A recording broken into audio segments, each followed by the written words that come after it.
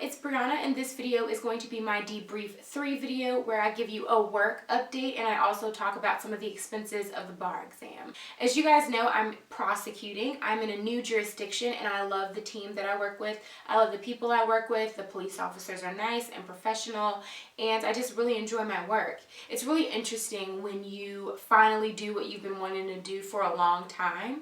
I've wanted to be a prosecutor for a while, so it's very interesting kind of reaching one of my main goals and kind of trying to figure out what my new goals should be within the next 5 years. I am on the traffic team, which means that I do a lot of traffic stops and misdemeanors, which could be like petty larcenies, concealment, concealed weapons, assaults, things like that. Someone asked what are the things that are more difficult about my job and what are the things that I love about my job.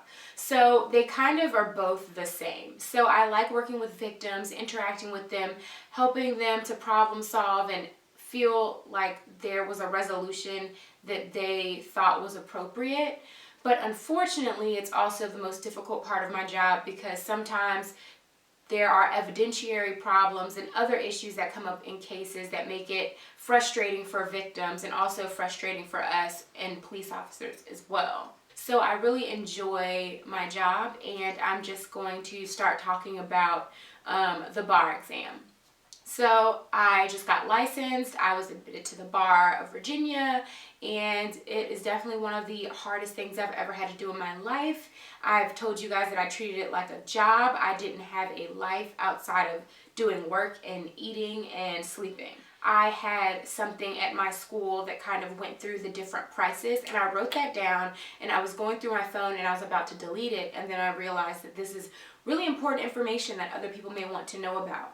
Now keep in mind the prices change all the time and for different states things are different, but it's still important to kind of keep these things in mind. So I apologize that I'm going to be looking at my phone a lot. For Virginia, there were 27 subjects.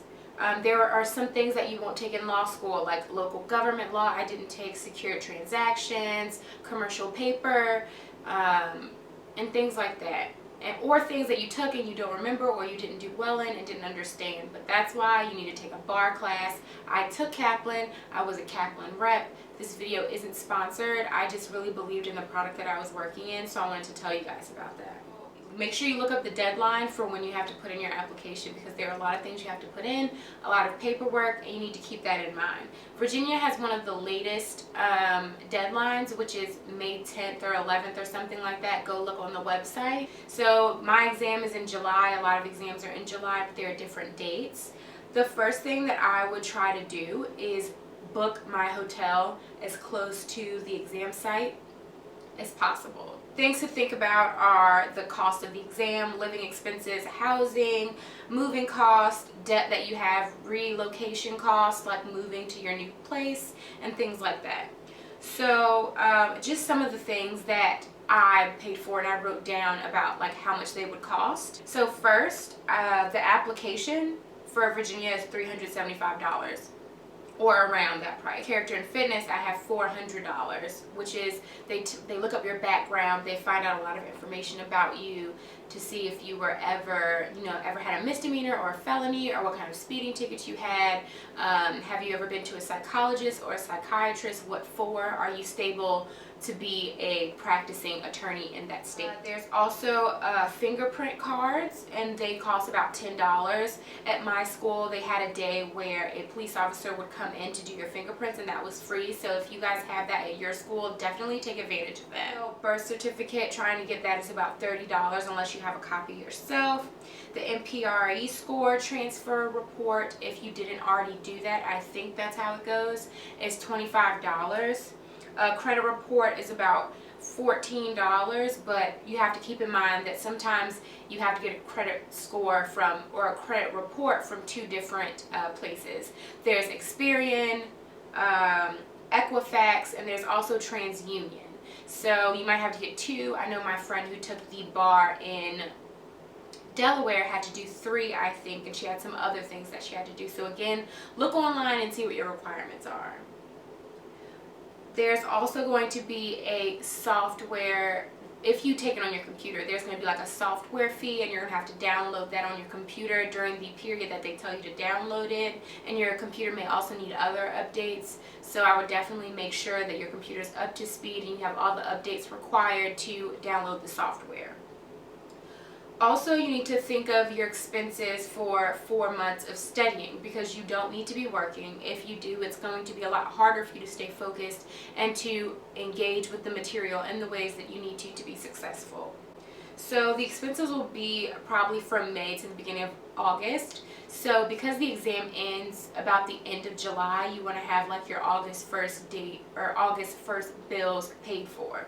So how much money per month is your rent, bills, food, etc. You also need to think about transportation.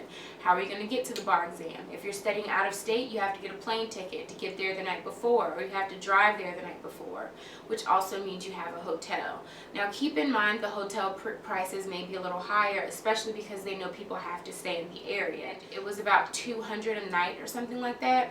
You could share that with someone else, but I would kind of weigh that the way that you think is most appropriate. If you don't want to be around anyone who may be freaking out, or you don't want to study, or you don't want to hear them studying, and you just want to be by yourself, then that's probably a sign that you need to get a room by yourself and eat the cost. Remember meals and snacks during and after the bar exam. My school had a lunch, but sometimes you may need to leave and go somewhere to eat. You need to have cash for that, cash for your breakfast, lunch, and dinner during the time of the exam. So one of my professors said it would be about 50 to 60 hour weeks if you start mid-March to kind of break everything down. So you want to start before your class starts, studying, reviewing old outlines, materials, and do as many practice problems as possible. So I wanted to just drop in and kind of talk about some of the bar expenses so you guys can think about that as you're preparing to pay for and study for the exam.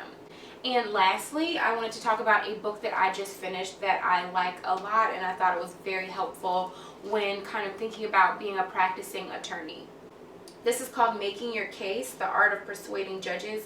This is what the cover looks like. I really enjoyed this book. It has a lot of examples, a lot of advice. I know a lot of things were different for my jurisdiction that they gave advice for, so definitely keep that in mind. This isn't like a Bible that should be followed, but I still think it's a very interesting book that kind of helps you think actively about what you should do as an advocate.